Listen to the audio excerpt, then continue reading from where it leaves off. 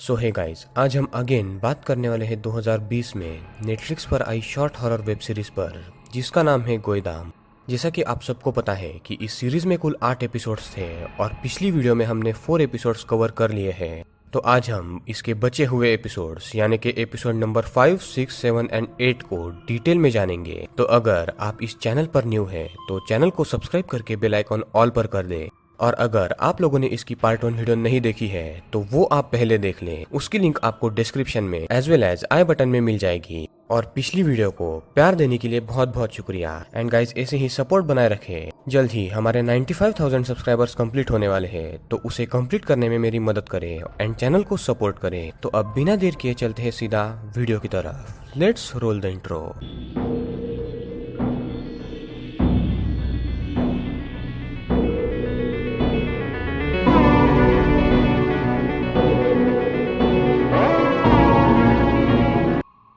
Episode number 5 का नाम है रेड शूज। इस एपिसोड की भी शुरुआत एक क्लास से होती है और ये एपिसोड कनेक्टेड है episode number 1 and episode number 4 से। और एपिसोड 1 एंड 4 में जितनी भी लड़कियां अब तक मरी थी, यानी कि 2 फोटो वाली जो कैसी मरी ये हमें नहीं दिखाया गया है, फिर ये एपिसोड 1 वाली जो वॉशरूम में मरी थी, फिर ये दोनों लड़कियां जिन्हें इस आत्मा ने एपिसोड नंबर 4 में मारा है। तो इन सब की आत्माएं मिलकर अब स्कूल को हॉन्ट कर रही थी। हम एक ऐसी ही लड़की को देख पाते हैं जो हाल ही में मरी हुई लड़की की दोस्त थी और वो अपने दोस्त को खोकर काफी डिस्टर्ब थी। उनकी टीचर क्लास में आकर उस लड़की के लिए प्रे करके चली जाती है एंड क्लास एंड होते ही सारी लड़कियां अपने घर चली जाती है। बट ये लड़की अभी भी अपनी दोस्त की याद में बैठी हुई थी। तभी वो भी पजेस हो जाती है उसी की दोस्त के द्वारा एंड पजेस होकर वो अपनी टीचर को मैसेज करके क्लास में बुलाती है। जैसे ही उसकी टीचर क्लास में आती है, वो देखती है कि एक आत्मा ने उस लड़की को मारकर उसके सिर्फ पैरों को अपने शरीर के साथ जोड़ा हुआ है। और वो अपनी मैम को बोलती है कि मुझे इसके पैर फिट नहीं हो रहे, मुझे आपके पैर लेने दो। और ये आत्मा उस टीचर को भी मारकर उसका निचला बॉडी पार्ट ले लेती है ताकि वो ठीक से चल सके। एंड इस टीचर के रेड कलर के शूज थे, इसलिए इस एपिसोड का नाम रेड शूज रखा गया है। और फिर ये आत्मा उस टीचर के बॉडी के नीचे वाले पार्ट लेकर वहां से चली जाती है एंड एपिसोड 5 यहाँ पर एंड हो जाता है। यानी बेसिकली ये एक ऐसी लड़की की आत्मा थी जो एक एक्सीडेंट में आधी कट गई थी और उसका निचला पार्ट उस एक्सीडेंट में चला गया था। इसलिए वो पहले इस लड़की को मारकर उसका निचला बॉडी पार्ट अपने ऊपर के बॉडी पर फिट करवाती है, बट वो फिट नहीं होता। इसलिए ये आत्मा अपने टीचर को बुलवाकर उसे मारकर उसके पार्ट को फिट करके वहां से निकल जाती है। यार, भूतों की भी ना जाने क्या क्या फैंटेसीज होती है। खैर, एपिसोड नंबर 6 का नाम है डायमेंशन। और गाइज, ये मेरा पर्सनल फेवरेट एपिसोड है। इस एपिसोड की कहानी बेस्ट है एक एलिवेटर गेम पर, जिसके बारे में आप में से कई सारे लोग जानते होंगे। और जिन्होंने इस गेम के बारे में नहीं सुना है, आप लोगों को इस एपिसोड के जरिए सब कुछ पता चल जाएगा कि ये गेम असल में क्या है। इस एपिसोड के शुरुआत में हम एक एलिवेटर के अंदर की रिकॉर्डिंग को देख पाते हैं, जहां एक लड़का अजीब बिहेव कर रहा था। वो उसके कानों पर हाथ लगाता है एज इफ वो किसी तेज आवाज को सुन पा रहा हो। फिर वो किसी से डर कर लिफ्ट के कोने में बैठ जाता है और फिर उसके बाद वो मारा जाता है। और वो कैसे मरा ये हमें नहीं दिखाया जाता। वहाँ पर हम 2 लोगों को देख पाते हैं जो पुलिस वाले थे, और एलिवेटर में उस बंदे की लाश पड़ी हुई अगले दिन मिलती है और ये दोनों इस रिकॉर्डिंग को चेक कर रहे थे। फिर ये लोग वहाँ से बाहर आते हैं और फिर एक बंदा पुलिस ऑफिसर जे को आकर बोलता है कि जो लाश एलिवेटर में मिली है, उस बच्चे ने मरने से पहले अपने ऑनलाइन स्टेटस में ये पोस्ट किया था कि वो एलिवेटर गेम खेलने वाला है और उसने सारी प्रोसेस भी लिख रखी थी कि ये गेम कैसा खेला जाता है। इस गेम की सच्चाई पता करने के लिए और ये गेम रियल है या फिर फेक, ये पता करने के लिए उसी रात को ऑफिसर जे उसी एलिवेटर में जाता है और गेम्स के रूल पढ़ता है ताकि वो ये जांच कर पाए कि ये गेम सच में हॉन्टेड है या नहीं। इस गेम के रूल कुछ ऐसे थे कि रात को 2 से 4 के बीच में लिफ्ट में एंटर करना पड़ता है और जे ने 2 बजे के बाद ही एलिवेटर में एंटर किया था।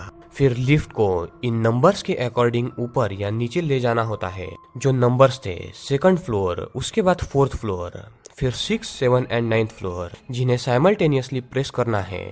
तो जे ठीक वैसे ही इन बटन्स को प्रेस करता है। पहले वो एक साथ 2nd एंड 7th फ्लोर के बटन्स दबाता है, फिर वो 4th एंड 6th नंबर के बटन दबाता है और फिर से 2nd फ्लोर का बटन दबाता है। तो लिफ्ट ऊपर जाने लगती है। फिर वो रूल के अनुसार 10th फ्लोर पर भी जाने लगता है और वो उसी अकॉर्डिंग नंबर्स को प्रेस कर रहा था जिस अकॉर्डिंग लिखा हुआ था। 10th फ्लोर पर उसे कोई भी नहीं मिलता। फिर वो 4th नंबर दबाता है एंड जैसे ही दरवाजा खुलता है वहाँ पूरा अंधेरा था, एज इफ कोई दूसरा डायमेंशन ओपन हो गया हो जहाँ से घोस्ट एंटर कर सकते हैं। अचानक वहाँ काइंड ऑफ मिरर बन जाता है जिसमें ऑफिसर जे अपने आप को देख पाता है और वो डर के मारे 2nd फ्लोर दबाने वाला था ताकि ये गेम का रूल टूट जाए और ये गेम यहाँ पर ही खत्म हो जाए। पर वो जैसे ही 2nd फ्लोर का बटन दबाने वाला था उससे पहले ही एक आत्मा आकर पहले ही 10th फ्लोर का बटन दबा देती है, यानी कि ये गेम अब खत्म नहीं हो सकता था क्योंकि ये गेम अब आत्माओं के कंट्रोल में आ चुका था। और हम 10th फ्लोर पर लिफ्ट में एक आत्मा को देखते हैं जो ऑफिसर जे को 1st फ्लोर का बटन दबाने बोलती है। जे उसकी बातों को रिस्पॉन्स नहीं देता क्योंकि वो डर चुका था और आत्मा को लगता है कि जे उसे देख नहीं पा रहा और वो आत्मा वहाँ से जाने लगती है। पर ऑफिसर जे यहाँ पर बेवकूफी करके वहाँ से जा रही आत्मा को आवाज लगा देता है जिसके कारण वो आत्मा समझ जाती है कि जे उसे देख पा रहा है और वो उसी लिफ्ट में रुक जाती है। फिर हम एलिवेटर का डोर बंद होता हुआ देखते हैं एंड ये आत्मा एक भयानक आवाज करती है जिसके कारण जे सेम वैसे ही रिएक्ट करता है जैसे शुरुआत की रिकॉर्डिंग में वो बंदा कर रहा था।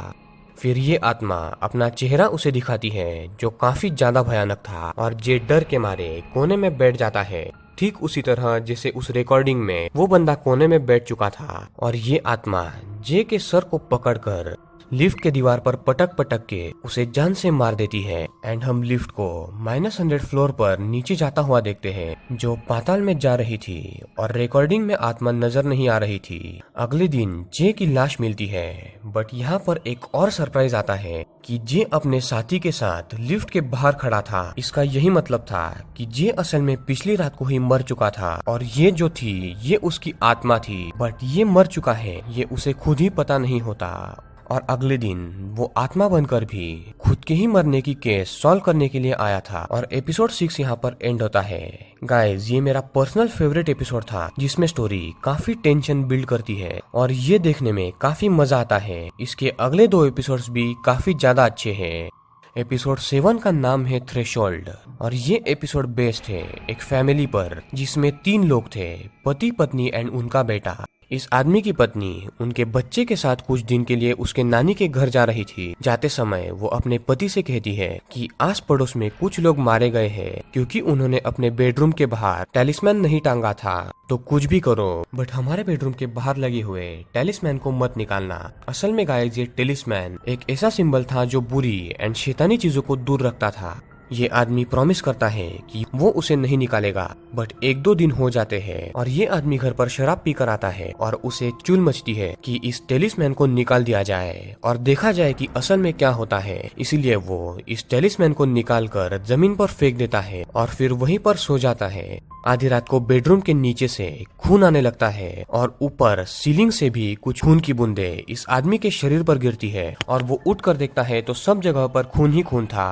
तभी एक शैतानी हाथ वहाँ से गुजरता है जो एक भयानक अर्बन लेजेंड के हाथ से होकर जुड़ता है और ये शैतानी अर्बन लेजेंड इस आदमी को जान से मार देता है एंड एपिसोड यहाँ पर एंड होता है। तो गाइज ये कहानी बेस्ड है कोरिया में बेस्ड एक लोकल अर्बन लेजेंड पर, जो अर्बन लेजेंड किसी के भी घर में अगर टेलिस्मैन नहीं लगा हो उन्हें मार देता है। तो इसमें कितनी सच्चाई है इसके बारे में तो हमें नहीं पता, बट ये एपिसोड काफी क्रीपी था। आपको क्या लगता है आप मुझे कमेंट करके जरूर बताना। एपिसोड 8 यानी कि लास्ट एपिसोड का नाम है बर्थ। इस एपिसोड के स्टार्ट में हम एक शमन को देख पाते हैं, यानी कि ऐसी औरत जिसमें ऐसी शक्ति होती है जो अच्छी एंड बुरी स्पिरिट से बात कर सकती है।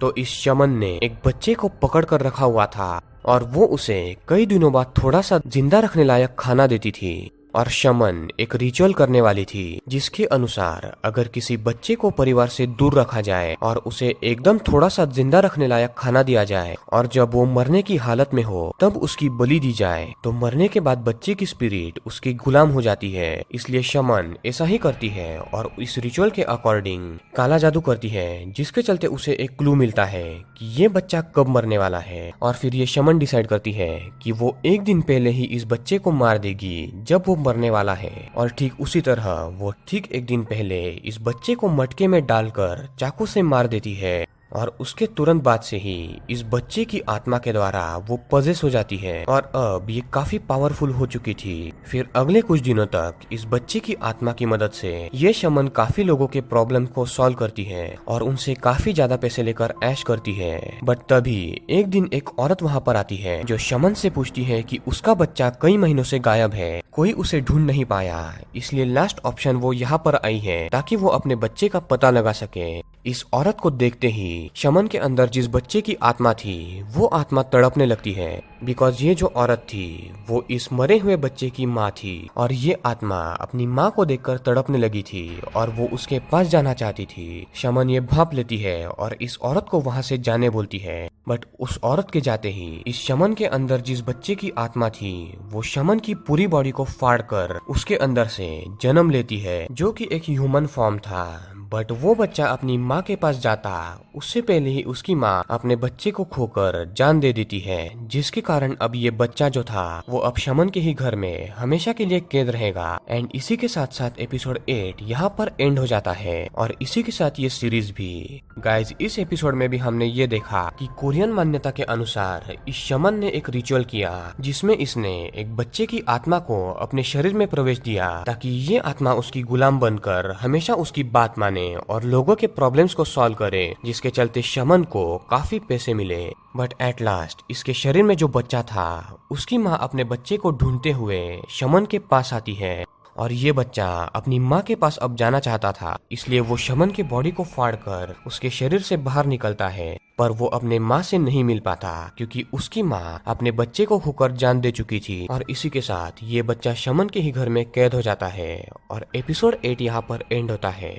तो दोस्तों, ये थी गोइदाम वेब सीरीज के 8 स्टोरीज की डिटेल एक्सप्लेनेशन जो हमने 2 पार्ट्स में कवर की। और इस सेकंड पार्ट्स की स्टोरी कंपैरेटिवली फर्स्ट पार्ट से मुझे काफी ज्यादा अच्छी लगी। आपको क्या लगता है कि पार्ट 1 की स्टोरी ज्यादा अच्छी थी या फिर पार्ट 2 की? आप मुझे कमेंट करके जरूर बताना। अब गाइस, बात करें कि इस सीरीज की रेटिंग इतनी कम क्यों है, यानी कि 5.7 इज एवरेज रेटिंग। तो इसका सिर्फ एक ही मेन रीजन मुझे लगता है, वो ये है कि इन 8 के 8 एपिसोड्स की एंडिंग में बुराई की जीत हमें दिखाई गई है और 8 के 8 एपिसोड में कोई भी इन स्पिरिट्स का सामना नहीं कर पाया और हैप्पी एंडिंग ना होने के कारण इसकी रेटिंग कम हो गई। एज वेल एज गाइज, इन 8 एपिसोड्स में ना तो हमने किसी आत्मा की बैक स्टोरी देखी, ना तो एंडिंग, बट ओवरऑल तो 8 के 8 एपिसोड्स मुझे काफी अच्छे लगे and specially first and 6th episode मुझे सबसे ज्यादा पसंद आया। तो दोस्तों, ये थी गोइदाम सीरीज की डिटेल एक्सप्लेनेशन। आई होप कि आपको ये पसंद आई होगी। तो इस वीडियो को लाइक करें एंड चैनल को सब्सक्राइब करके बेल आइकॉन ऑल पर कर दे ताकि आपको ऐसी ही इंटरेस्टिंग वीडियोस की नोटिफिकेशन सबसे पहले मिले। एंड अगर आप लोगों ने चैनल को सब्सक्राइब किया तो मुझे काफी मोटिवेशन मिलेगी अगली ऐसी इंटरेस्टिंग वीडियोस बनाने में। सो मेक श्योर कि आप लोग इस वीडियो को ज्यादा से ज्यादा शेयर करें। तो दोस्तों, मिलते हैं ऐसे ही किसी अगली इंटरेस्टिंग वीडियो में। तब तक के लिए पीस आउट।